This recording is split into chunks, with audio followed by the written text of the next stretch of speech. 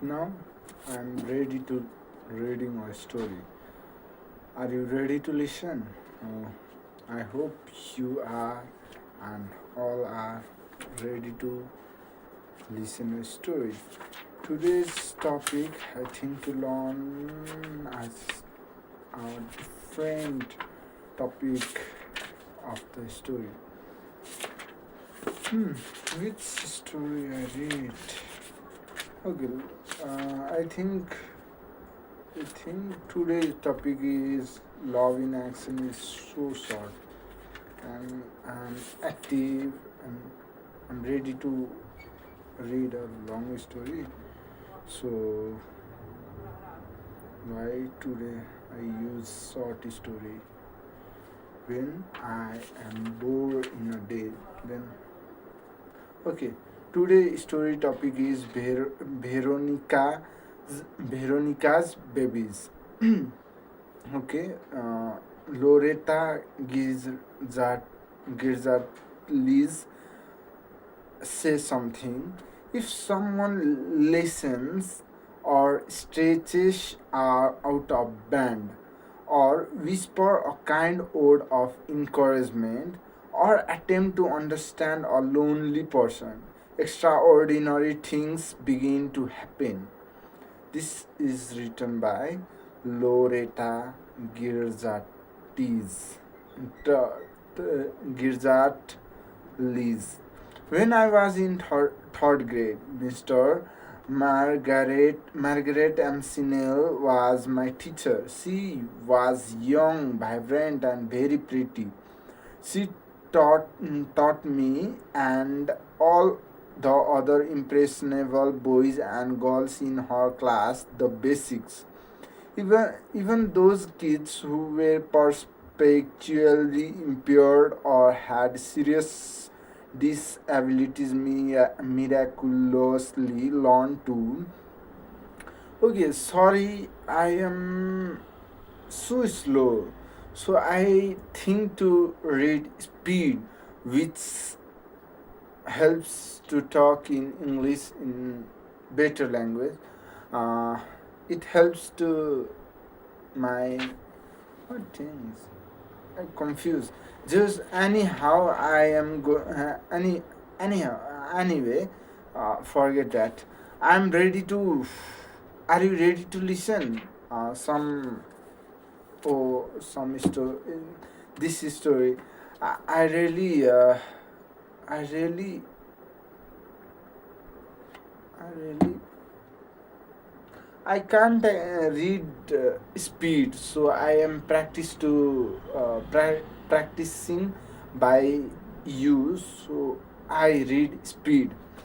Okay, just listen. I can't explain my feelings and my problems in English. It's make me hard to explain my feeling. Okay, listen. Even those kids who were perpetually impaired or had seriously disability miraculously learned to. Everyone mastered third grade reading and writing thanks to Mr. Amsinel and Veronica. Veronica was a hog, variegated spider plant suspended in the window of our classroom in a large, glistening white hanging basket. Every year it produced babies like little plantlets on slender stems that cascaded over the rim of the pot. When you learn to read and write to Mr. Amsinel's satisfaction, you were awarded one of Veronica's babies. None of the students could wait to get one. On the big day, first you watered Veronica and then Mrs. Ansinel handed you the special scissors. You got to snip off a baby and name it with Mr. Amsinel guiding you next. You next planted it in moist soil in a styrofoam cup and wrote its new name on the outside with a green marker. I will never forget that March day when I had learned to read and write well enough. I went through Mrs. Amsinel's ritual and carried home a small plant. I named it Rose after my mother. I was so proud because I was one of the first boys to get one. By the name June rolled around, every boy and girl in the class had received one of the Veronica's babies.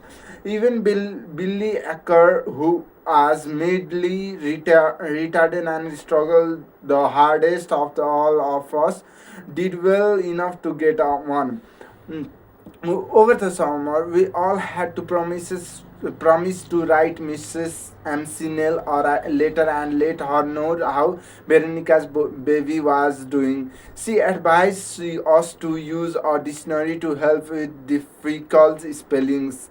I remember writing that my mom and dad helped me transplant the baby into a white hanging basket, and at its root had grown really long. During the summer, I kept my baby outside on our patio, and when fall arrived, I took it indoors to hang in front of my sliding glass door, where it got plenty of good light. Years passed and Veronica's baby thrived. It produced babies just or Veronica's had done many babies. I snipped them off and potted them up in hanging baskets, 5 to a basket. My dad would take them to work and sell them to his co-workers. With the extra money, I had buy more hanging basket and soil, and eventually I start a small business. Thanks to Veronica's baby, I became interested in house plants. Of course, my dad, who nurtured my interest in all kinds of plants, gets some of the credit too. And while Mr. MC Neil first taught me to read and write well, it was Dad again who cultivated this skill in me. When he called one weekend recently to tell me Mrs. MC Neil had passed away, I knew I had to attend the wake. I journeyed home and sat with my wife Caroli in a crowded funeral parlor. Mr. Amsinel lay there as if she were peacefully asleep. Her hair was silver, and there were many wrinkles on her powdered face, but other than that, she looked just as I remember her. Hanging to her left by the window was Veronica with many babies cascading over the rim of her basket. Veronica, unlike Mrs. Amsinel, had not changed one bit. Many people chatted about their remembrance of Mrs. Amsinel of third grade, of learning how to read and written write better in order to get one of Veronica's babies, of her dedication. When a vaguely familiar face rose to speak, the place grew suddenly silent. Hello, my name is Billy Acker. The man stammered. Everyone told me, my mom and dad, that I had never be able to read and write because I was retarded. Mr. Ansinil taught me good how to read and write. She taught me real good. He paused, and a large tear rolled down his cheek and stained the lapel of his grey suit. You know, I still have one of the Veronica's babies. He wiped his eyes with the black back of his hand and continued. Every time I write or read and order in the shop, I can't help but I think of Mr. Amsinel and Mrs. Amsinel, how hard she worked with me after school. She taught me real good. Many others spoke about Mrs. Ampsinell after Billy, but none matched him for his sincerity and simplicity. Before we left, Carolee and I talked to Mr. Ampsinell's daughters and admire all the beautiful flower arrangement that lined the room. A good half of them were from Acres Florist, a heart shaped spray of white carnation with a bold red banner catch, catch our attention at the back of the room.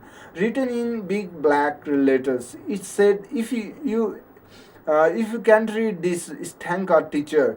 Underneath it, in Saki, almost illegible penmanship, where the word "Thank you, Mr. and Mrs. Amsinel. Love your student Billy Acker." This writing is written by George M. Flynn. This is not good, but I feel it helps to read fast in future to talk English easily. Easily. I don't know. I don't know. I read just